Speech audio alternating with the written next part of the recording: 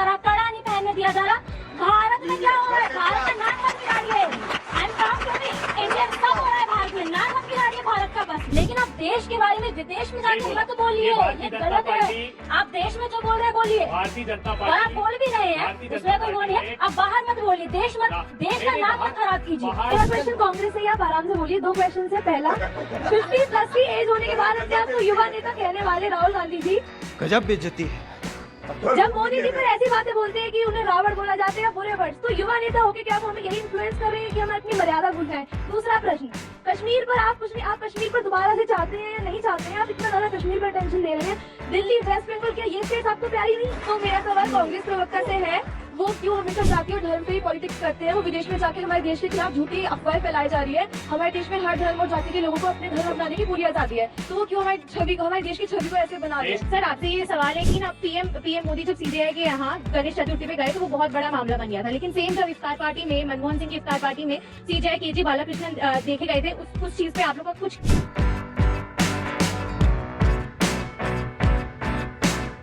प्रशंसा कर रहे हो कि 370 पर देखो नेशनल कॉन्फ्रेंस और कांग्रेस हमारी बोली बोल रहा है, वो चाहते हैं कि हटे, वापस वहां पर लगे। दूसरी तरफ इल्हान ओमर जो जहर उगलती है कश्मीर के मुद्दे पर भारत के खिलाफ, उसका अगर सूची में नाम था तो उससे हटाना ये एक मौका देता है बीजेपी को और उनके सहयोगियों को हमला करने का। देखिए, आपने कहा ना कि हंगामा क्यों है। भारतीय जनता पार्टी का काम ही हंगामा करना, हंगामे का काम है उनका, हंगामे का बात करना और बात का पतंगड़ बनाना है। ये भारतीय जनता पार्टी का रह गया है। अब देखिए कैसे कैसे जवाब मिले। पीडीपी के साथ सरकार किसने बनाई थी कश्मीर के अंदर में? पीडीपी तो अलगाववादी पार्टी बोलते थे, और फिर जाके 3 साल तक आपने सरकार बनाई। उस समय आपने बोला 370 नहीं हटाएंगे, तो 3 साल तक आपने जब मलाई खा ली, उसके बाद जब सरकार वहां से हट गई तब कह रहे हो नहीं अब 370 हटाना। तभी आप पीडीपी के साथ सरकार नहीं बनानी चाहिए थी। इसके मतलब आपकी नीयत में खोट है, क्योंकि अब सत्ता ज्यादा प्यारी है। आप तो पाकिस्तान की बात करेंगे, बांग्लादेश की करेंगे, मैं तो हिंदुस्तान की बात कर रहा हूं ना भाई। हमारे देश में कोविड आया, कौन लोगों की मौतें हुई? हमारे अपने लोग गए ना उससे। किसकी नाकामी की वजह से? सरकार की नाकामी की वजह से। सिर्फ एक ऑक्सीजन का सिलेंडर आप प्रोवाइड नहीं कर पाए, हमारे लोगों की सांसें फूल गई, लोगों की मौतें होगी। जिम्मेदार कौन? सरकार की जिम्मेदारी नहीं है। आपने नोटबंदी की, लोग लाइन में लग के मर गए, जिम्मेदार कौन? उसके बारे में नहीं बोलेंगे। लॉकडाउन लगाया, लोग यहां पे ट्रेनें खड़ी रही, प्लेन खड़े रहे, बसें खड़ी रहे, लोग पैदल चल के गए, लोगों की मौतें होगी, जिम्मेदार कौन? हर बात में जिम्मेदार विपक्ष, आप जिम्मेदारी लेने को तैयार नहीं हो। जब भी आपसे बात पूछी जाती है, विदेश की धरती की बात करते हैं, तो विदेश की धरती पे बात करने वाले तो बीजेपी के बहुत लोग हैं। मैं कहता हूं विदेश की धरती तो छोड़ो, आपने हिंदुस्तान की धरती पे तो अच्छी बात कर लो। विदेश की धरती पे जो किया वो उसकी तो जनता अपने आप मूल्यांकन करेगी, लेकिन आपने देश की धरती पे आप नफरत की राजनीति क्यों फैलाते हो? देश की धरती पे आप यहाँ जाति धर्म की राजनीति क्यों करते हो? देश की धरती पे आप रह के अपने देश के लोगों की बात क्यों नहीं करते हो? हमेशा आपको पाकिस्तान याद आ जाता है चुनाव के बाद। चुनाव आते ही पाकिस्तान इतना मजबूत हो जाता है कि चुनाव आते ही आप उसका पाकिस्तान, बांग्लादेश पाकिस्तान इसी को रट रटाए रहते हो, लेकिन अपने हिंदुस्तान बेचारे परेशान है। हिंदुस्तानियों की बात नहीं होगी। भारतीय जनता पार्टी की आदत हो चुनाव चुकी आप है। लोग लड़ नहीं पाते। छोटा सा जवाब फिर इनके प्रश्न। देखिए, इनका चुनाव में हिंदू मुसलमान, पाकिस्तान, बांग्लादेश, आप सबके बारे में कोई बात नहीं। अरे मैं तो अपनी बात 2 मिनट बिना बोले, मैं देखिए 25 मिनट चुप रहा। गजब के आदमी है। अरे तो साला ये दुख का खत्म नहीं होता बे। दूसरी बड़ी बात इन्होंने कोविड की करी। हाँ, घर से मैं ये कहता हूं, 220 करोड़ टीके लगे, इनको भी लगा होगा। आज हम लोग सब लोग सुरक्षित हैं, लेकिन अंजना जी कितने लोगों की मौतें हुई? इन्होंने क्या कहा था? अखिलेश यादव ने कहा बीजेपी का टीका नहीं लगवाऊंगा, और मुलायम सिंह यादव जी ने जाके लगवा लिया। तो ये तो सच्चाई है, इसलिए चुप हो जाइए। मेरा क्वेश्चन कांग्रेस से ही, आप आराम से बोलिए। 2 क्वेश्चन है। पहला, 50+ की एज होने के बाद अपने आप को युवा नेता कहने वाले राहुल गांधी जी, जब मोदी जी पर ऐसी बातें बोलते हैं कि उन्हें रावण बोला जाता है या बुरे वर्ड्स, तो युवा नेता होके क्या वो हमें यही इन्फ्लुएंस कर रही है कि हम अपनी मर्यादा भूल जाएं? दूसरा प्रश्न, कश्मीर पर आप कुछ नहीं, आप कश्मीर पर दोबारा से चाहते हैं या नहीं चाहते हैं? आप इतना ज्यादा कश्मीर पर टेंशन दे रहे हैं। दिल्ली, वेस्ट बंगाल, क्या ये स्टेट्स आपको प्यारी नहीं है? वेस्ट बंगाल में इतना सब हो, उस पर भी थोड़ा सा तो आपको टेंशन देना चाहिए ना। ठीक है, जवाब दीजिए। वो युवाओं की बात उठा रहे हैं राहुल गांधी जी।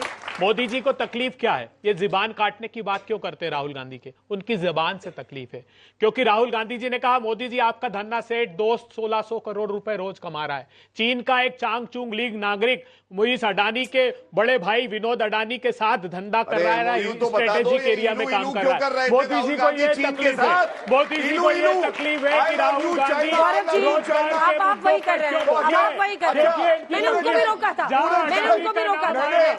अडानी का नाम आया कि दिल की धड़कनें बढ़ने लगती हैं। ये रिश्ता क्या कहलाता है बता कर जाना, ये रिश्ता क्या कहलाता है बता कर जाना। इसका जवाब दीजिए इधर। राहुल गांधी का खुद का बयान है, जो बच्ची बता रही थी, राहुल गांधी का खुद का बयान है, नरेंद्र मोदी 6 महीने बाद घर से बाहर नहीं निकल पाएंगे, युवा इनको ऐसा डंडा मारेंगे। ये राहुल गांधी ने खुद कहा है।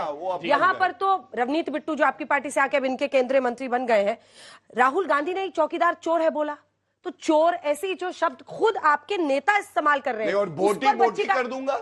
हाँ, इमरान मसूद का है वो, मैं तो राहुल जी की बात कर रही हूं। नरेंद्र मोदी जी की बोटी बोटी अरे कर देंगे। प्रभु आप आ जाइए, आप आ जाइए, लगा के देखो, जनता उखाड़ के फेंक देगी, बता रहे हैं। भाटिया जी रुक जाइए, इसका जवाब दीजिए ना जो बच्ची ने कहा। देश के प्रधानमंत्री के बारे में बोलोगे तो आएंगे नहीं क्या? हाफिज सईद के बारे में बोलेंगे तो तुम तुम्हारा भाई लगता है, हमारे तो मोदी जी चचा लगता होगा। आपका चचा लगता है, मेरा भाई तो नहीं, आपका चचा जैसा है। यही तो फर्क है, मेरा तो नहीं, आपका चचा है। के लिए बोलते तुम आतंकियों को गौरव जी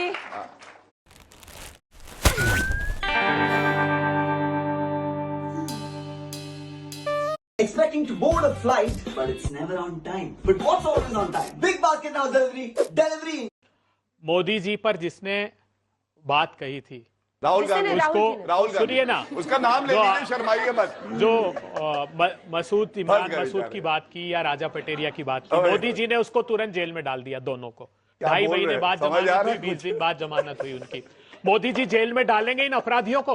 ये गाली का प्रश्न नहीं, गोली का प्रश्न है। संविधान की शपथ खाने वाले कहते हैं गोली मारो सालों को। रामजादे हरामजादे, कुत्ते के पिल्ले, क्या संस्कृति और संस्कार दिए प्रधानमंत्री जी आपने। आपके प्रवक्ताओं को देख लीजिए, आपके प्रवक्ताओं के कान में रोज जो नफरत फैलाई जाती वो विष उगलते हैं यहाँ आकर। देख लीजिए कैसा विष उगल रहे हैं, सुनने को तैयार नहीं है। हम आपसे संजीदा तरीके से ये बात कर रहे हैं, प्रधानमंत्री जी धरना सेठ को माल लेकर उड़ रहा है। उन लोगों के साथ जो चीन के लोग हैं, चीन से $110 बिलियन का आप इंपोर्ट करने लगे, पूरा हिंदुस्तान का व्यापार तबाह कर दिया। अगर ये सवाल राहुल गांधी खड़ा करता है तो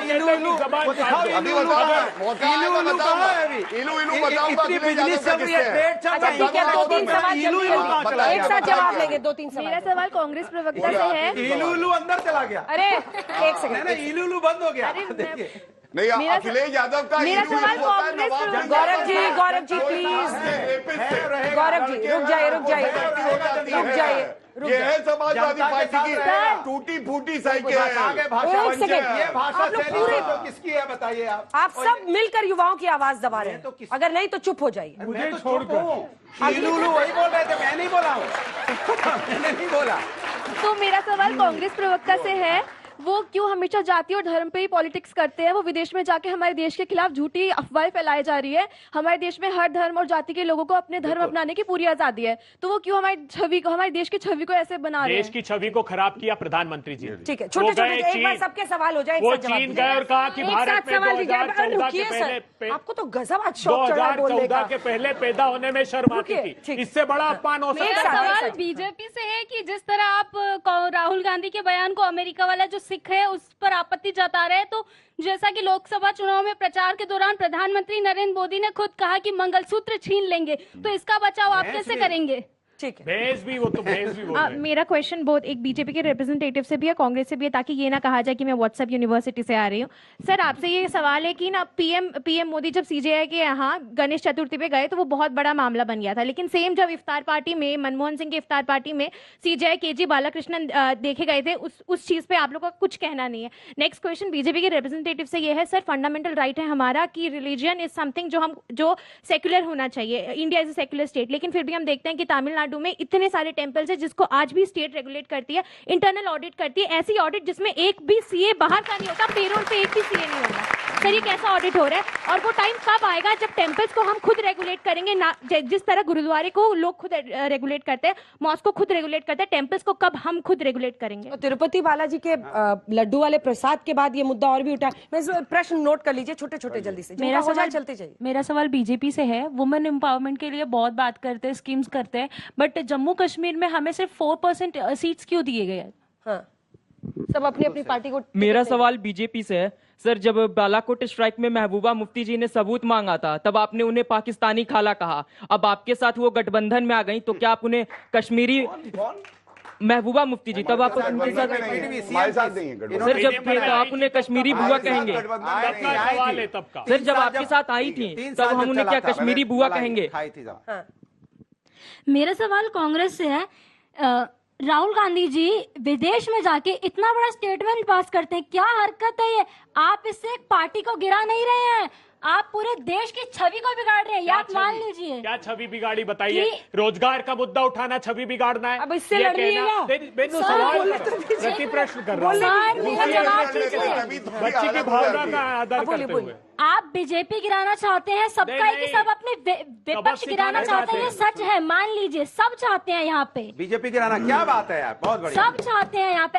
आप भी जो विपक्ष में सब गिरा रहे हैं, लेकिन आप देश के बारे में विदेश में जाके मत बोलिए, ये गलत है। आप देश में जो बोल रहे हैं बोलिए, भारतीय जनता पार्टी, और आप बोल भी रहे हैं, उसमें कोई वो नहीं है। आप बाहर मत बोलिए, देश का नाम मत खराब कीजिए। बाहर का प्रश्न लोग पार्टी नहीं देखते, लोग पार्टी नहीं देखेंगे कि बीजेपी ने ये किया, पगड़ी नहीं पहने दिया जा रहा, कड़ा नहीं पहनने दिया जा रहा। भारत में क्या हो रहा है? भारत का नाम मत बिगाड़िए। I am proud to be Indian. सब हो रहा है भारत में, नाम मत बिगाड़िए भारत का। बस देखिए, कोविड का सवाल खड़ा किया, किसी को ये बात की जानकारी नहीं है। इंडिया टुडे ने रिपोर्ट प्रकाशित की थी, लॉकडाउन लगाने के पहले मोदी जी ने फॉल्कन 2000 चार्टर, जिसका किराया एक सीट का 1 करोड़ रुपए है, 121 फ्लाइट से सुपर रिच लोगों को यहां बुलाया और मजदूरों को दरबदर की ठोकर खाने के लिए मजबूर किया। आर्टिकल 370, जिस दिन मोदी सरकार शपथ ले रही थी, रियासी में, जम्मू में 50 राउंड आतंकियों ने फायरिंग की और हमारी धर्म भीरू जनता 9 को मार डाला और 41 घायल कर दिए। राहुल जी के विदेश में बयान पर बहुत सारे प्रश्न थे। राहुल गांधी जी के बयान, भारतीय जनता पार्टी उनके खिलाफ दुष्प्रचार कर रही है, वो दृढ़ता से लड़ेंगे। मोदी जी कहते थे शर्म आती है। गांधी संविधान दिखाते हैं, उन्होंने संविधान ही नहीं पढ़ा। मैं आपको 3 उदाहरण जल्दी देता हूं। अनुच्छेद 370 टेम्पररी था, हटा नहीं पाए, मोदी जी ने हटाया। अनुच्छेद 44 यूनिफॉर्म सिविल कोड, इनको करना था, लागू कर नहीं पाए। और अनुच्छेद 25 जो कहता है सिखों को कृपाण रखने की इजाजत संविधान देता है। राहुल गांधी अमेरिका जाके बोलते हैं सिख